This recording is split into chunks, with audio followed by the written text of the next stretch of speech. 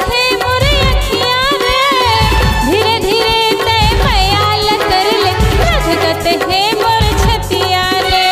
संग संग चल के गायक थे मैं गायिका हो गयो रे, संग संग चल के गायक थे मैं गायिका हो गयो रे।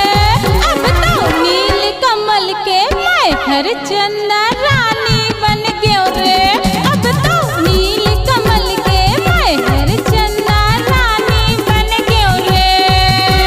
चढ़ी जवानी मोरे कुल कुल ठंडा ऐसी हो गयो रे, हाँ चढ़ी जवानी मोरे कुल कुल ठंडा ऐसी हो गयो रे।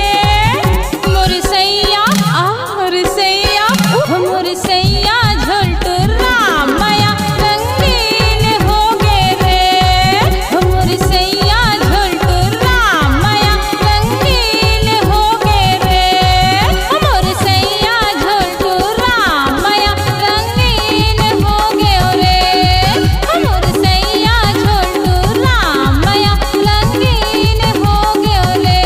अब तो नील कमल के मैं हरचंदा रानी बन गयो रे, हाँ।